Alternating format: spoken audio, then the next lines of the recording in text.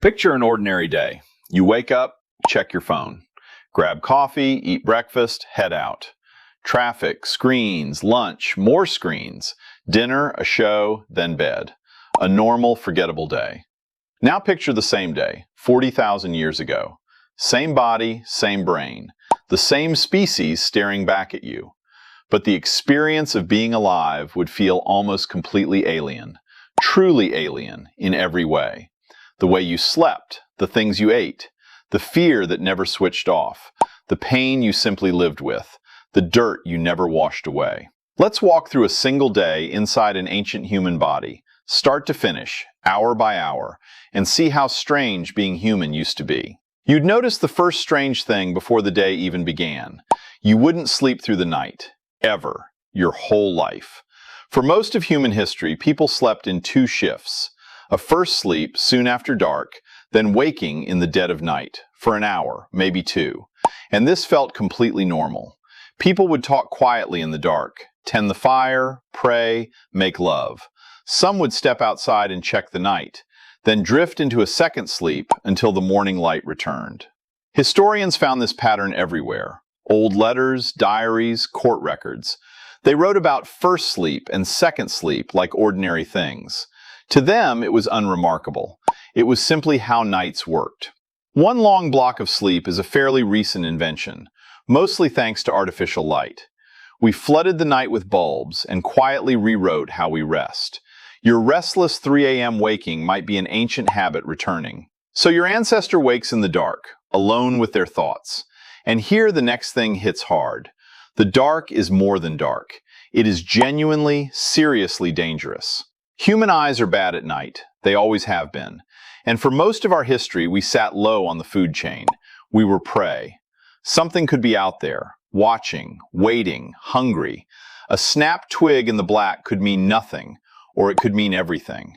That cold flicker of fear you feel in a dark room, that is ancient survival software, written long before you were born.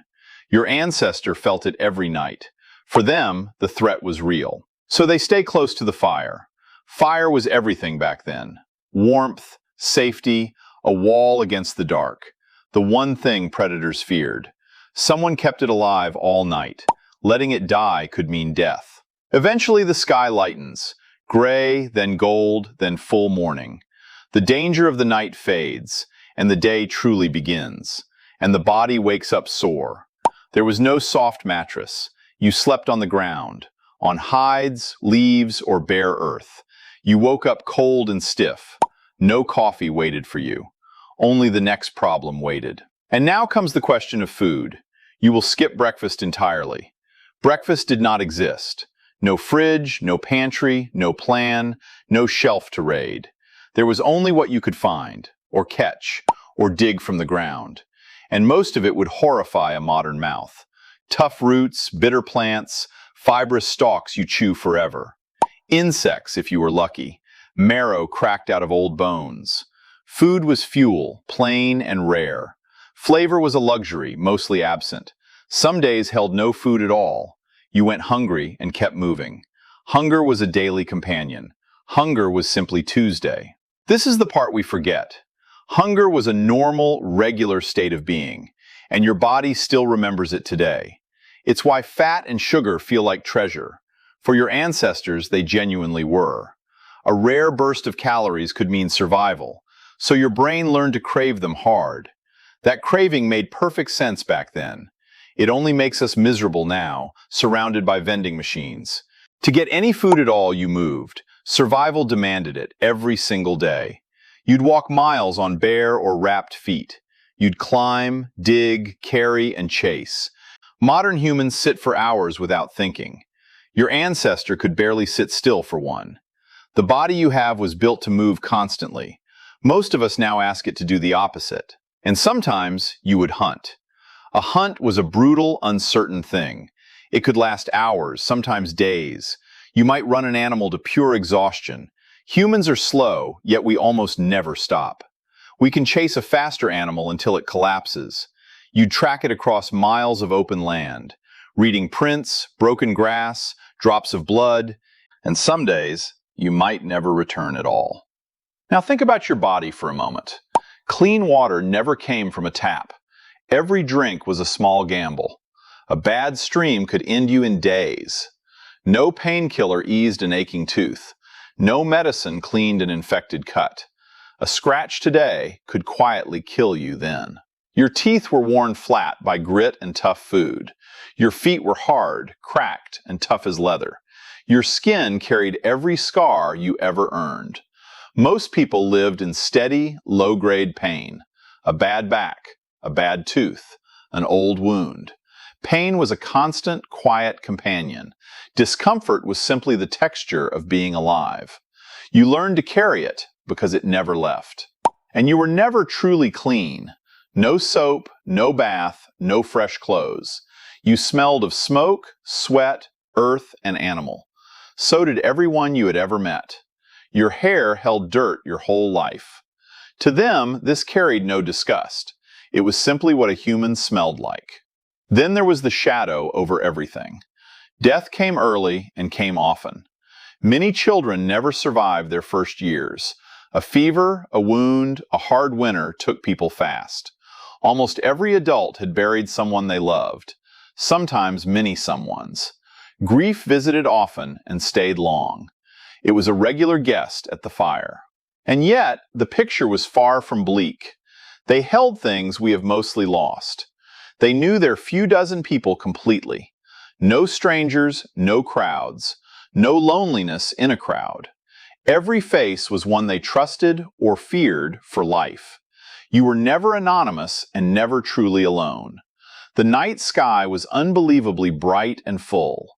A river of stars we will never really see again. No streetlights drowned it out. They watched it move and named what they saw. They could read the land like we read a screen. A bent branch, a track, a smell on the wind. Their world was small, yet deeply, completely known. They belonged to a place in a way we rarely do. There was time, too, that we never get. No clocks, no schedules, no endless ticking deadlines. The sun set the rhythm of the day. Work ended when the light did. Long stretches were spent simply being together, talking, resting, watching the fire breathe. A slower life, harder yet somehow fuller. By the end of the day, the light fades again, and the old fear creeps back with the dark. They gather close to the fire once more.